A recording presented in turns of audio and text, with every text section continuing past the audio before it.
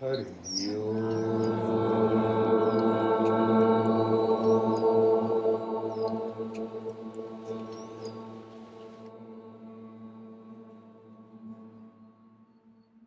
I continue on a subject actually talked online also, but last time a psychologist, one lady, one Russian lady, she asked, but is it okay? I mean, you say spirituality is beyond psychology. Is it okay that I work as a psychologist?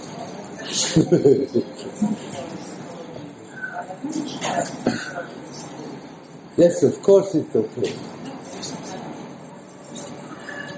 There is not that separation. Some teachers say there is psychology and there is spirituality, and they are totally different. And you cannot say so. Of course, spirituality goes way beyond the psychology. Psychology is just on the level of the mind. When one is not feeling well, when one feels not balanced, that we try to somehow get that balance back. But you cannot exclude psychology from on your spiritual approach. Because as long as we are full of tensions, as long as we are full of mental contradictions, it's very difficult to let go, to be at peace, to have that possibility to go beyond the mind. So it's very well favorable to really make order in one's own mind. So I said her, well, yes, by all means, do your psychology, but never forget that you have to make order in your own mind. That's the most important. She said, what's that? What is it to make order in your own mind? And what I mean is that we have a good, honest look at ourselves and see what's going on. Because most of the people have absolutely no idea what's going on all the time. And if we really, sincerely, honestly look what's there, most of the time it's not very flattering what we are seeing. There's so much stuff that we are carrying along in our mind. Unfulfilled desires, and then we are frustrated and we just suppress it in the subconscious. And there it is nagging. Anger that we could not express. I want to, but me. If we are alert, then we deal with it and let it go. But if we are not alert, then the usual thing that one does is just to suppress it. And it's there, and it's nagging, and it's boiling.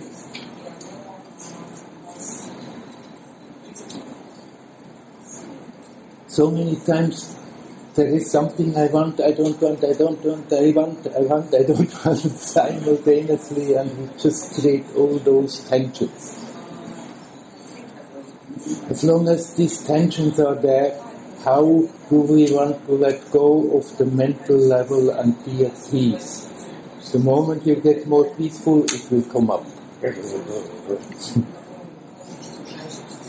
So it's wrong to say to ignore the mind.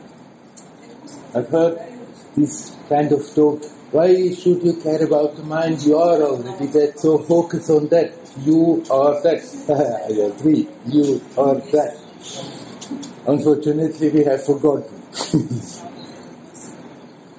And as long as the attention is so caught up on our mental obsessions, we are very well advised to have a good look at it and learn to let go, learn to make order in our own mind. Don't stop there. But as long as that restlessness is there and disturbing, how do you want to get the peace that is necessary? Then you that you can open up to go beyond that. You don't separate it. Yeah, psychology has its limits, but on its own level, it's perfectly valid. If you can, just be at ease, at peace, here now. But if the psyche comes and creates trouble, then we somehow have to look at it. I spend a lot of unnecessary time hurting myself, not wanting to have to do with it. When I came to Amma, then I had been practicing for 12 years before, and then was that young, crazy mystic, and it was like, oh, such an atmosphere. And she said, okay, you want to sit, you can sit, don't do anything else. So that's what I did, as good as I could. But then I expected, boom, there should be now this transcendence. Instead of that, it really started getting worse and worse and worse. And I didn't want to be involved. I didn't want to have to do with it. Try to press it away, try to fight it off. Sooner or later, if it's there, you have to surrender. Okay, you have to give it attention. If we are disturbed, then if we can just drop it, by all means, drop it. If it comes nagging on and on and on, then accept, okay, let it come, open up to it. But try not to get lost in the stories, try not to get lost in the past, try not to keep the old thing on justifying, I'm right, they're wrong. Just let the emotions come, but see what it is doing to your experience right now. Let all these emotions, all the tensions, all the frustrations, let them come. Don't push them away. Maybe not so pleasant, so what? And then you see what it is doing, physically, energetically. And then you learn to relax. Physically, energetically. And then the power that is locked in those mechanisms, in those patterns, in all that suppressed stuff will start to evaporate. And if it may go after some time, you think, oh, it's gone, but then the next day the same story may come back. Then you drop it if you can.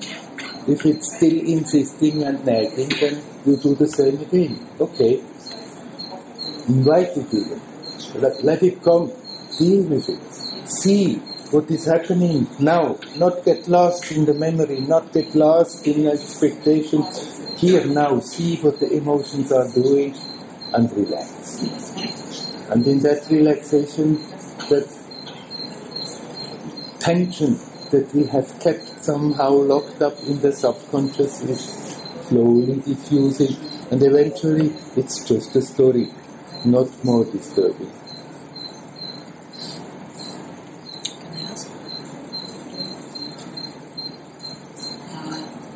There are some people who are saying that it's very important to understand what is the condition. What is the conditioning? So, is it useful to dig a little bit and see this type of conditioning? Yeah. I don't know whether you heard the question back.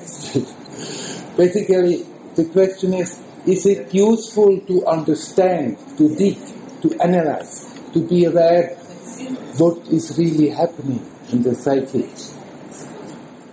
Because there may be all kinds of stuff coming up that with our logical mind we may not think so, but then suddenly there comes that feeling and that thought, I'm not worthy, I'm not good, and this kind of stuff. Should we dig in that and analyze it and understand it? If you feel like when something comes, you can. But also observe that process, because you can get lost. If we want to start to analyze every damn thing in our subconscious, oh my God, it's a jungle. There is no end to it. So don't go analyze. Rather, turn the attention, redirect the attention to your experience, see what it is doing to you, instead of starting to much intellectually dig into it and I want to understand. Some analysis may be helpful. Sometimes it's very helpful, something comes up and you start to understand, you start to see connections which you didn't know. That may be very helpful. But don't get stuck there. If you observe what it is doing to you, how it is influencing your present experience, it goes way deeper than. If somebody wants to do a psychoanalysis, fine. But it's good to know, don't get stuck only on that intellectual level. I'm not speaking about intellectual, I'm speaking more about you sit and you ask yourself, what is the use of this, for example, situation where I behave stupidly? And then the answer comes, I want to be, then I feel free, for example. Yeah. Which, with the logical mind, I would never think it's kind of like this. But the stupid thought appears, and it's kind of like sometimes it's more clear what is happening there. Right. Okay. It's more, there it's not really even what we usually call understanding. That you don't resist at something that is there, let it come up to the surface, and in that clarity it's simply clear, without that long analyzing thought process of trying to understand. You just see it. And when you see it, then when you see the nonsense of it, when you see the silliness of it, then already you start to let go. My question, I guess, is it useful to use some techniques to see it? Of course you can use techniques if they help you, but don't get too much obsessed with the technique and think that technique is very, very important and you should become better and better and better in that technique. Then again, the attention is stuck on that level. But if it helps you, by all means use techniques. But be aware that the essence of that technique is not that you become a master of that technique, but that technique helps you to become aware of what's going on. And then, that's fine. You can very well use techniques. With the meditation techniques, it's basically the same. There are all those meditation techniques. But the point of meditating is to somehow or other bring the attention that goes over the place back to that sense of presence. Now. And that's the essence of all the meditation. And all these different techniques for meditation, they are just crutches for the mind to make it a bit easier. But then, if we get too much absorbed in the technique and forget why we are doing it, then we may do a long roundabout way of just trying to become better and better in the technique and be an adept in the technique, instead of just using the technique to be aware, here now, and learn to let go of it. And with the psychological techniques the same. You can use them, but don't get just hooked on too much on them. What matters is that we learn to let go, that we open up and let go of all that stuff that we are carrying along unnecessarily.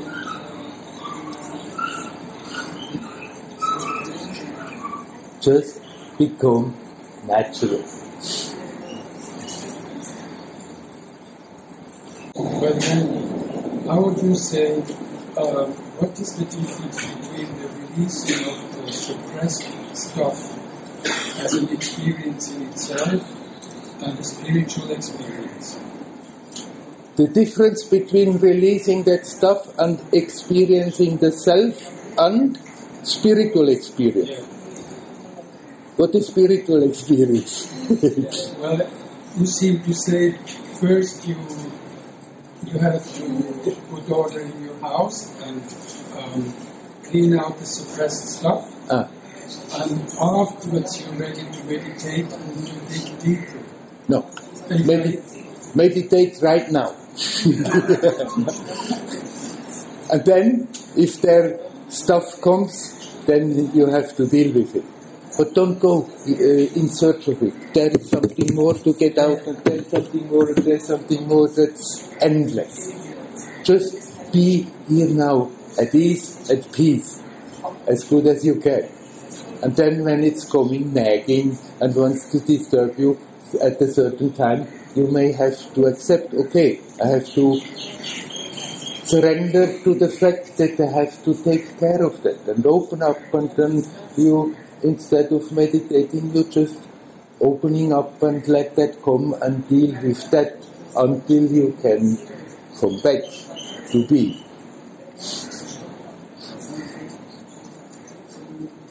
Basically, every experience is spiritual. But we are so, instead of being aware of that which makes the experience possible, we are always so totally obsessed with what we are experiencing. If we don't do that, if we turn the attention back and learn to be aware, what is it that makes the experience possible, then every experience becomes a spiritual experience.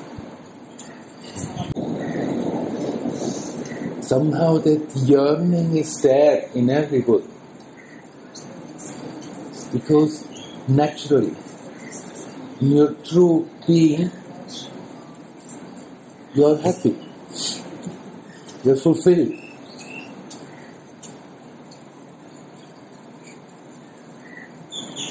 That sense of fulfillment is there.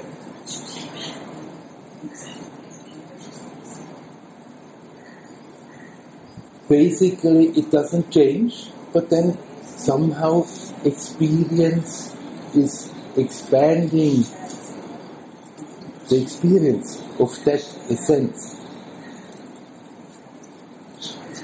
And everybody deep down knows that would be my natural state. So everybody wants to be happy. Only then how we are going about it is not so very fortunate most of the time. We try to do all kinds of crazy things to be happy, do this, do that, get this kick, get that kick, get more of this, get more of that. Apparently for a moment it seems to work, but then it goes again and that nagging is there, something is not quite right. And as long as we are looking for that somewhere, then we are always getting frustrated sooner or later. Because even when we feel feeling desire and our desires and are happy, at that moment we let go. When the desire is fulfilled, for a moment we let go. And for a moment we are not torturing our mind, it should be different, it should be different, why is it like this, why is it like that? We just let go.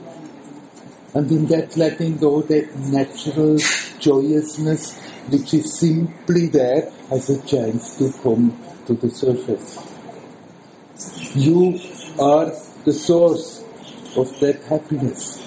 You are the source of what you are looking for. It is not somewhere out there, it's not at the end of a long journey, it is here, it is now. And we just have to learn to look in the right direction. And learn to let go. So the job is not to attain something. The job is to see how we are preventing it all the time and then learn not to do that anymore.